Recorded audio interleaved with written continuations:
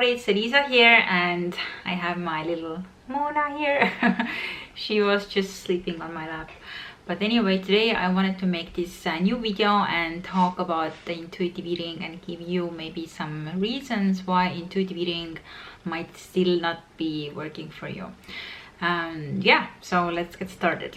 So the first reason, and something I think was definitely true in my recovery, my journey becoming an intuitive eater, is that so many people, when they maybe discover intuitive eating or maybe they read a book about intuitive eating, they're not aware that to become an intuitive eater, there is actually gonna be a phase of recovery.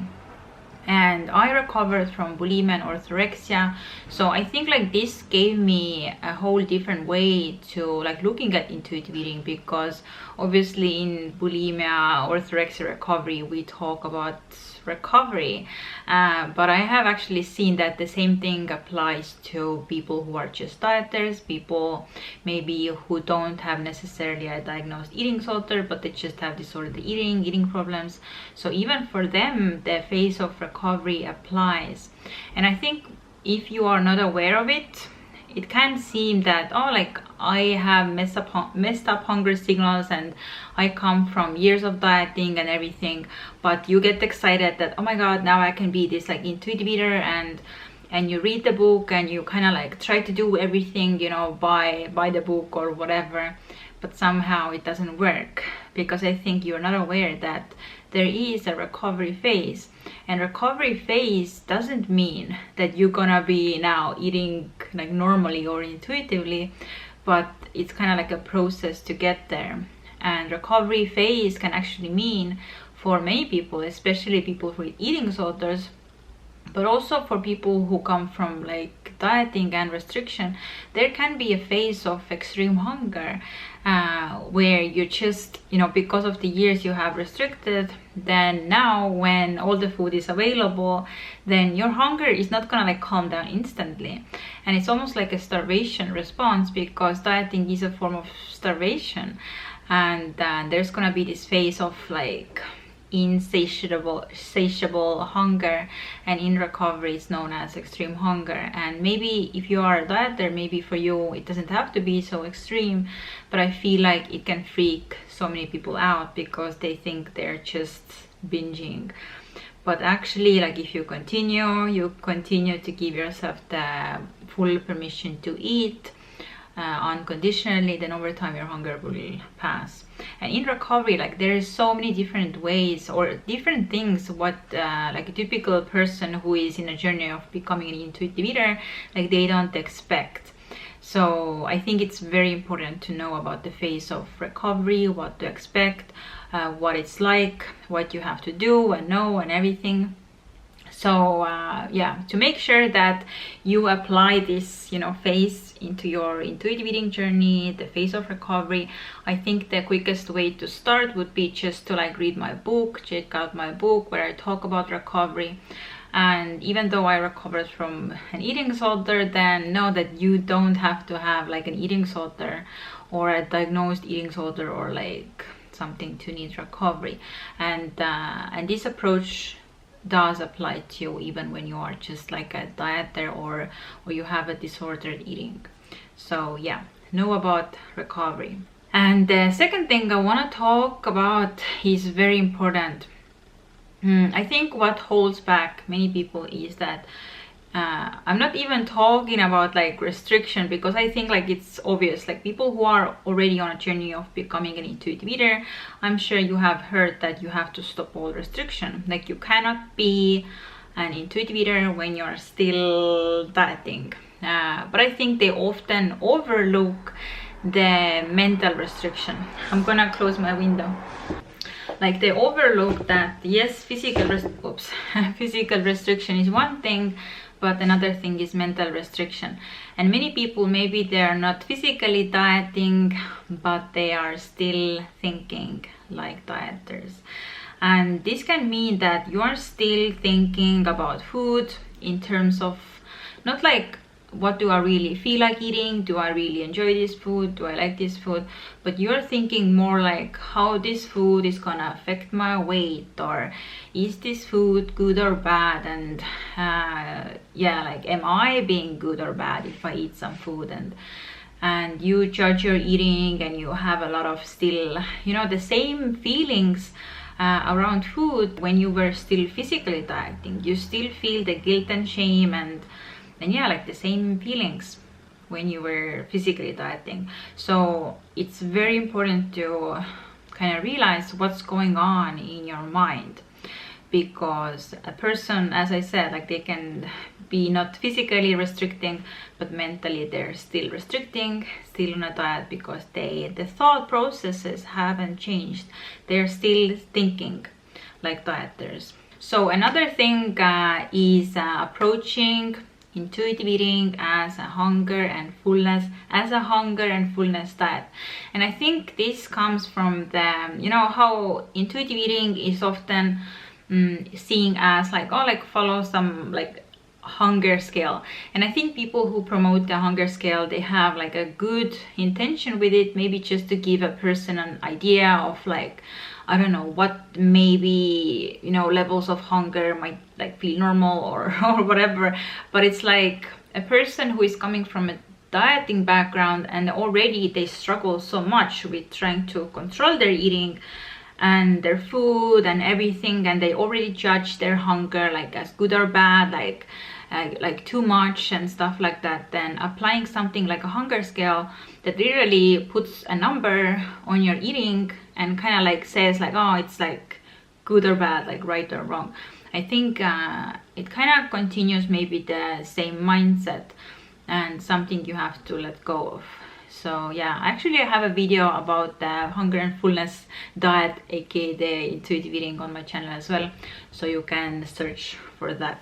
And another thing I want to talk about is like being like too mindful or perfectionistic with your intuitive eating. There definitely is a good idea about the mindful eating and everything, like tuning into your body and like tuning into the enjoyment of food and everything. To me, it hasn't been as necessary to reach this like full recovery and now being a normal eater. Like, I don't think like that. I don't sit there and try to think about my like how does the food like taste in my mouth, and like make sure I chew it like very slowly, and you know, like observe like every sensation of the food, and I'm being so mindful. Actually, what has helped me the most to achieve normal eating, intuitive eating, is to take my mind off from the food and just let myself like freaking eat. Because in my eating disorder or like dieting or restriction, there was like too much focus on like how I'm eating, how I'm feeling and everything. So I think like sometimes it can become another form of restriction and control and everything. So yeah, I think like in most cases when we have already had like too much focus on the eating and how to eat and when to eat, and you know, make sure we don't overeat and everything, then like something that mindful eating, I think people can like misinterpret and kind of still use it as a form of like control and perfectionism and everything. And yeah, another thing I want to talk about is the perfectionist with intuitive eating. Even normal eaters or intuitive eaters, like they sometimes like overeat, they sometimes like undereat, they sometimes, I don't know, eat even when they're not particularly hungry, but just because, I don't know, like somebody is offering them a cake on a birthday party, and they're like, are they particularly like hungry physically? No, but can they just still enjoy the cake? Yeah, of course. This is part of normal eating, intuitive eating. And sometimes life happens, sometimes you are like busy with work, you just have to eat something quick and convenient. Doesn't necessarily mean that this is the most amazing thing you would eat in this moment, like you're so in tune with your body. Sometimes, I don't know, like you are a mother, you are very busy with your kids, you just have to eat the leftovers of your kids or something, and is it also like the most gastronomical like experience, and like, oh, I'm being so in tune with my body? No. But I think like to me, I like about, or how I take intuitive eating is actually normal eating. And I think people have so many different ideas like what the intuitive eating is, but this is just like what my intuitive eating means, and you can make your own meaning. But anyway, for me, intuitive eating is normal eating. And in normal eating, like all different kinds of scenarios happen, and there is no perfectionism. Definitely, like I like about intuitive eating that there is no perfectionism, and this is how it's so easy to maintain. And actually, perfectionistic mindset with eating is part of diet mindset that definitely doesn't belong with intuitive eating. And the last one I want to talk about is that not allowing it enough time, because I know everybody, when they want to be normal eater, intuitive eater, they want it to be like already over yesterday. But I totally get it. Like I know, like we don't want to continue suffer, we want to get over this like as soon as possible and everything. But this is not a diet. This is not some like 30 days, do it 30 days and after that you're gonna be normal eater and everything. Maybe for some it can happen, which is great, but I think like having any set of like time frames, really like rushing with something, almost for sure you're gonna be disappointed. So you have to allow enough time. And what I said was as long as it takes. And yeah, I was willing to wait as long as it takes, whatever it was, because like what we're doing here with intuitive eating and recovery, this is not some, it's just a plan you have to follow. It's like a very natural process, getting back to your body, like body's health and signals and everything.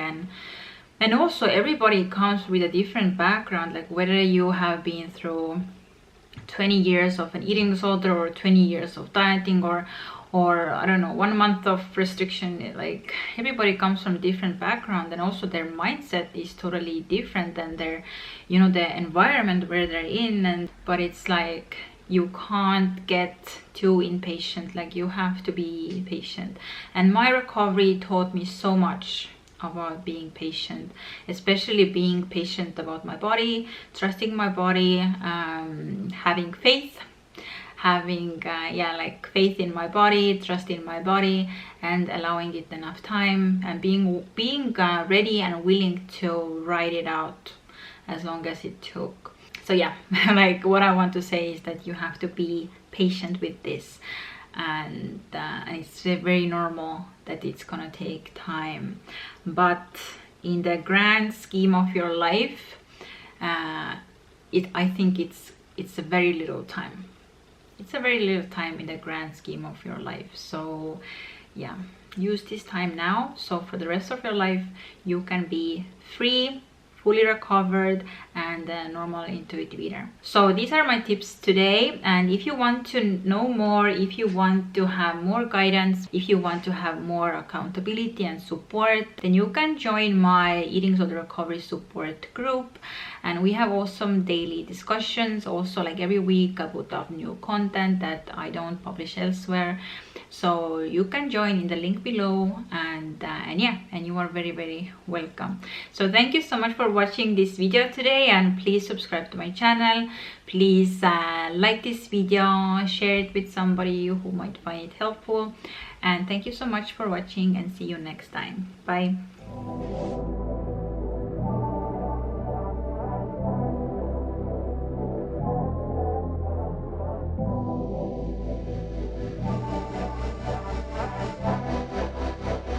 Ryan Little.